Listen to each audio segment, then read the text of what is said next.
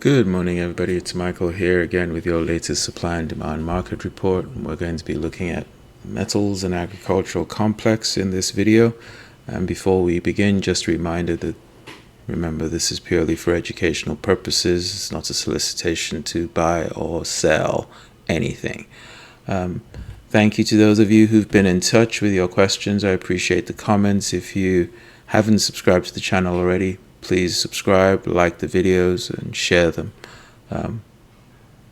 Okay, so looking at silver, not much has happened this week. We've attempted a breakout, but we went ahead and didn't move really far. We closed within the range of the previous week, and nothing much has changed in terms of the momentum. It's still to the downside, and we are not yet at the demand zone that we've highlighted here that we're looking at.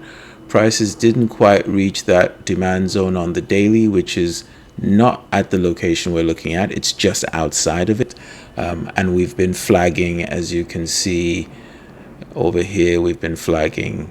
I'm gonna change those colors so you can see them. That sort of action is what we've been doing so far, which is often bearish for those of you who trade traditional chart patterns. Bear flag, I believe this is what this is called. So it might be something you are watching. In fact, I'm sure there will be a lot of people watching it for a potential move to the downside. If that doesn't happen and you get an upside move, remember, as is often said, and again in classical technical analysis, from failed moves come fast moves. So you might get a rapid move up if that happens. What the issue will be with that is you will still have a bit of supply to deal with at the top here. I speak of this level. In fact, it's probably wider than that, and you might already be in some of it, but that is where the meat of it is. So just bear that in mind. There are a couple of levels in there on the daily as well, just that little area there. So all of that area will be what could be a potential headache for people who want to buy that pattern. If it does break out to the upside, to the downside, you will have that level first to deal with, and then if that breaks, we're going to be into our demand zone that we're looking at.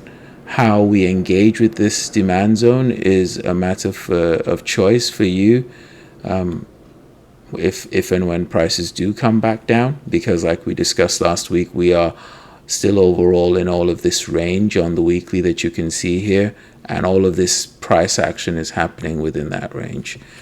So it's on the watch list. Nothing to do, nothing much has happened. Let's go to palladium. Palladium continues to grind lower. It's had a very nothing week. It's an inside week, and it's just stayed there. So nothing much has changed in this one. Let's not waste too much time on it. And platinum, also an inside week. Nothing much has changed. The levels are still there. The supply zone on the weekly still there. That on the daily is also still there. So nothing much has changed with platinum either. And going to gold.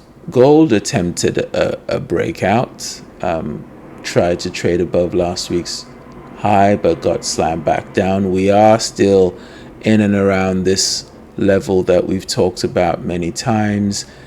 It's not going through it. It's holding at that level, whether it's building a base to try to go to the upside, or it's just distributing and is going to continue further down.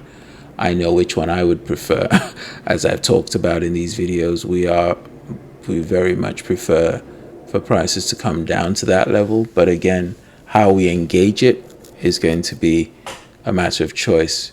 Just bear in mind, as with silver, as with gold, if we drop from here, we are likely to leave some supply up into this area. So that's why I'm saying how you negotiate this level is going to entirely depend on what is above you by the time prices get down to it. So just a little hint there. And finally, in the metal complex, looking at copper.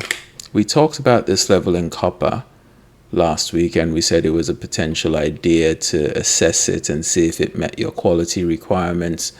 And prices did react to it. It's come back to it again. It's still in play. It's still in play because copper is in a downtrend. It's hit into weekly supply. It's had the fall. It's ended, upside momentum, even if you drew the traditional momentum line, which is what this red one on the daily is, that is showing up on the weekly as well. And it's left behind supply zones. It is trying to find buyers at this level, but this wouldn't be a level that we would consider to be a demand zone for all sorts of reasons that be too long to go into now, because we still have 4 more markets to go through. But yeah, we are at supply. It's basing now on the daily, so still in play for that level to look for selling opportunities if they show up. They may not. Okay. And then going to the ags, we are looking at corn. As we said last week, corn had a massive sell-off, and it then tried to continue this week, but as you can see on the weekly chart, closed as a doji spinning top, as an indecision candle, not like the week before. That was probably one of the biggest, if not the biggest, move in this market. That was 4 times the ATR, that move alone, which is huge. But it is back down into this level, and you'll see it on the daily there. We had a strong move there on Thursday in this market, but it's not really done anything. If you wanted to make sure that buyers were coming in, you probably want that area to be taken out first, to show you that it's all clear, that you can at least start to consider that this huge selling is abating and buyers are maybe trying to get a grip on this market. Okay, definitely not in an ideal area to be initiating sales is the whole point of that. Definitely not. Okay, it's just gone too far too quickly, unless of course you are trading climactic entries, which is a whole nother discussion. All right, sugar. It's not doing too good this week because it's just traded inside. Yes, it moved up and it's held that trend line, which goes back to September 2022, but we haven't removed any supply, is why I say it's not. We have supply further up into these areas. That's where the supply is. That's where the really quality levels are, into that supply zone. We haven't made it into our demand zone that we have drawn in. So it's in the middle. It's in the middle. Try not to do anything in the middle. It's a very dangerous area to be trading. Now, if you're into your support and resistance assessments and trading, you are into an area where there were buyers in the past there, and when it pulled back, it did get a bounce, and then it broke through it. Now it's retesting it from the bottom, hence why you're probably seeing this stalling, because there are definitely market participants who are looking at this whole dark area as an area to try and sell at, using the support and resistance approach to the market. Okay, but for us, for now, we are still watching it. It does have decent sized moves, so it's on the radar, and we're going to keep watching it to see which direction it goes. If it goes up, we'll be looking for shorts there. If it comes down, we may want to consider, well, how does it come down? Does it show evidence of buying? Will it allow us to try and take what would effectively be a counter trend trade, if you're into that kind of trading within the supply and demand stratosphere, shall we say. Okay, soybeans. Soybeans attempted a breakout this week and got roundly smacked in the mouth. Got smacked. This was the candle we drew last week to say if that happened, we would be, more inclined to look for pullbacks. Now, this is what we got instead. We had a candle that at some point during the week, you can see Monday, Tuesday was okay, but the selling really started on Tuesday, and it just continued down Wednesday, Thursday, Friday, back into the range under those highs, and we now need to see if it'll continue lower. There are demand zones on the daily. Right here we are. That's the demand. I'm sure all of you see it, but we are looking at levels in here and here and ultimately there. So for us, given that we've had such a strong move out and the fact that we've been rejected and didn't close, this one is not so good. Not the way that I trade.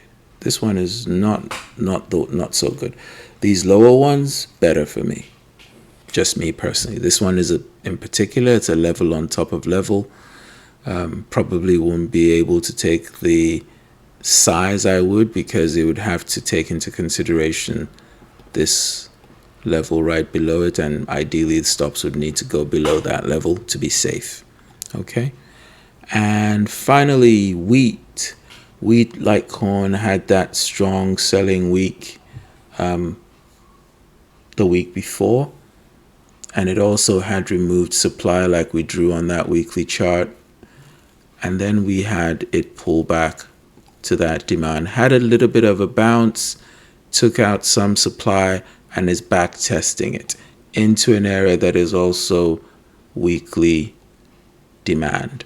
So you're beginning to see attempts to stem the bleeding by the sellers. It's not working out as much as we would like yet. I need to see what happens now with this high. I want to see what happens with that high for me to feel more comfortable going long. If we do continue to drop and we pull back into that, that will be another area to consider and observe price and see what happens there. But for now, I am watching it. It's one that is definitely high on my list, high on my radar of watching. Some of you I know are already long at this level, which is absolutely fine. If that is the way you trade, what is going on with my lines? Sheesh. Where are my lines? So yeah, those of you who would be trading removal of that little supply area there, pull back into a weekly demand long. Yeah, that's valid. It's one way of engaging. It's one of the models you could use. And I know people who use that quite successfully, so that's good. I have a few others that I prefer to use. On occasion I use this kind of one, but not often. Okay, because I didn't really get a close above that high. I really want to see the sellers dominate, or rather the buyers dominate the sellers, and then buy. But that's it for the metals and the ag complex. I hope you enjoyed the video. Don't forget to like and subscribe if you haven't already. And I will see you all again next week. Take care, everybody. Bye for now.